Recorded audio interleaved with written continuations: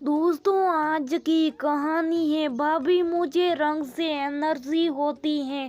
दोस्तों, कहानी शुरू करने से पहले अगर हमारे चैनल को सब्सक्राइब नहीं किया हो तो कर लीजिए ताकि आपके पास पहुंचे हर रोज नया वीडियो। अरे ये क्या! सोनिया ने सासू माँ की देखा और उनकी तनी हुई भवें देखकर समझ गई कि उसने गलती कर दी। सोनिया की नई नई शादी हुई थी। ससुराल में उसकी पहली होली थी। सोनिया को होली खेलना बहुत अच्छा लगता था।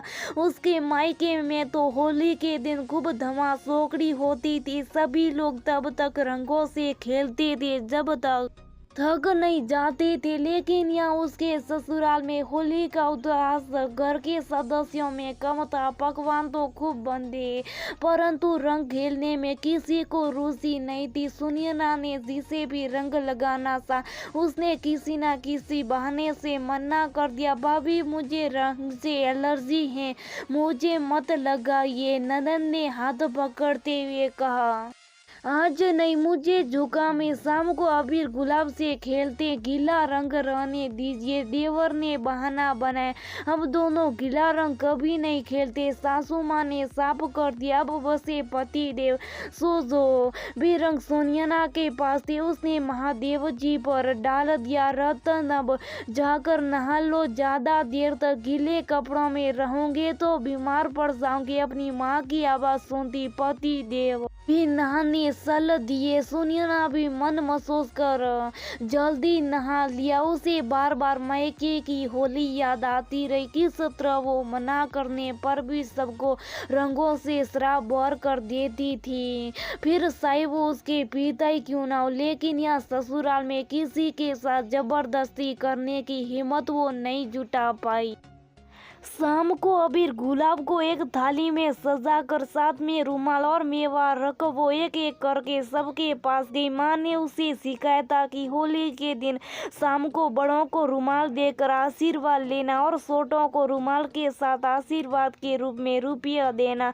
सो उसने भगवान पर अबीर चढ़ाने के बाद वैसा ही किया। पहले उसने सास और ससुर के पैरों पर अबीर रखकर आशीर्वाद लिया और फिर उन्हें रुमाल दिए। रुमाल देने के साथ ही सोनिया ने चुटकी भर कबीर उठाकर ससुर जी के दोनों गालों पर लगा दिया। उसके ऐसा करती सासू माँ ने टोक दिया। अरे ये क्या! ससुर जी के बस पैरों पर अबीर डालते, गालों पर नहीं लगाते।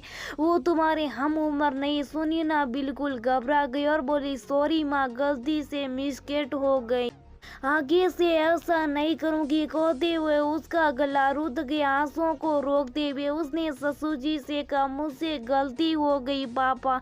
असल में मैं अपने पापा को ऐसी गुलाल लगाती थी इसलिए आपको भी लगा दिया, मुझे माफ कर दीजिए। इतना कहकर वो अपने कमरे में चली गई और रोने लगी। रतन ने उसे कमरे में जाते देख लिया था। वो भी वहां गया और उसे समझाने लगा, माँ की बातों का बुरा मत मानो। हमारे यहाँ कोई पापा को रंग नहीं लगाता न, इसलिए माँ ने टोक दिया। चलो आंसू पोछो, मुझे नहीं लगाना गुलाल, तुम लगाओगी या मैं लगाऊं? रतन ने पास पड़े प्लेट से गुलाल उठाते हुए पूछा। रतन, मुझे पापा की याद आ गई। मैं तो पापा जी को भी अपने पापा जैसा ही समझती हूँ, इसलिए मैंने गालों पर गुलाल लगा दिया। जब मैं पापा को गुलाल लगाती थी तब वो भी ढेर सारा गुलाल लेकर मुझे लगा देते थे। आज पापा भी मुझे बहुत याद कर रहे होंगे।